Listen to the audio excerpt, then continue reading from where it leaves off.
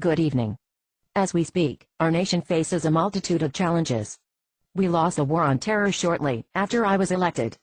Closer to home, the liberal media has been assaulting my character and trying to suggest I've gotten breast implants, which is absolutely outrageous. But, more importantly, I'm here tonight to speak with you about a war I'm waging against the tree-hugging liberals who are foolish enough to believe the oil spill is a disaster for our environment. These people have demonized British Petroleum at a time when they need our support the most.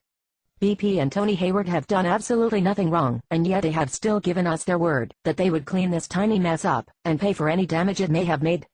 I applaud BP and what they have done thus far during this spill, and for the media to be attacking Tony Hayward as they have done is absolutely unacceptable. Tony Hayward is an honorable human being, as are the other members of BP's executive branch who have been hurt the hardest by this spill and the resulting public behavior which has followed. By boycotting BP, you people are hurting those who have been looking out for you and our country from the start. After all, oil is a finite resource. We consume more than 20% of the world's oil, but have less than 2% of the world's oil reserves. And that's part of the reason that you betcha oil companies are drilling a mile beneath the surface of the ocean, because it's absolutely necessary to tap into all of our available supplies, since we failed to take over the foreigners' oil reserves as we would have liked. Every day, when I look out my window, I see Russia drilling for oil in the Arctic Ocean. Which is why I'm issuing an executive order to immediately start drilling in the Arctic National Wildlife Refuge, backed by $200 billion federal dollars to ensure that the process is expedited, and we get as much oil coming in as quickly as possible. Some of you may be concerned about the safety of the porcupine caribou as it relates to this executive order. I want to assure you, I have placed easy-to-understand signs in various areas directing the caribou to safety. Once the caribou see the signs, word will get around, and they will all migrate their families to the safety camps, where cotton grass and berries will be waiting. As far as other wildlife like polar bears, I can assure you their safety will not be compromised.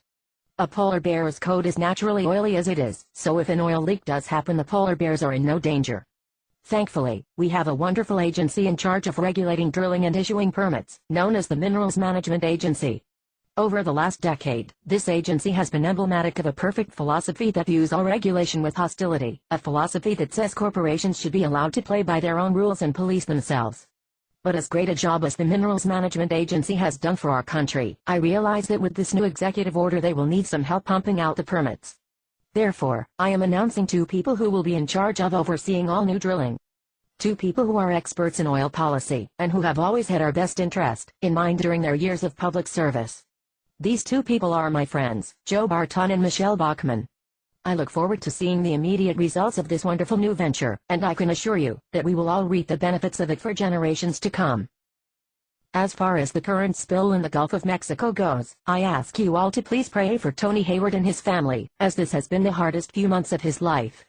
To show that we do care about BP, and do want him to succeed, I am immediately allocating $20 billion federal dollars to establish a legal fund for British Petroleum which will hopefully offset the costs of some of the absolutely frivolous lawsuits being waged against them. As far as the oil that's flowing into the ocean, Rush Limbaugh told me the ocean would take care of itself, so again I fail to see where the public outrage is coming from, because it is unwarranted. Nevertheless, my daughter Bristol put me in touch with a real maverick who is an expert in the field of liquid spill management.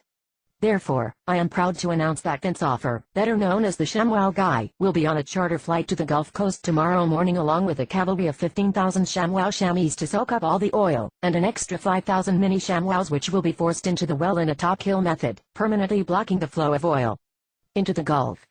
If for any reason Vince runs into problems during the process, my Dutch housemaid Camilla will be on call, and immediately available for assistance or advice. Thank you for your time. God bless America. Drill baby drill, and please remember to keep Tony Hayward in your prayers during this difficult time.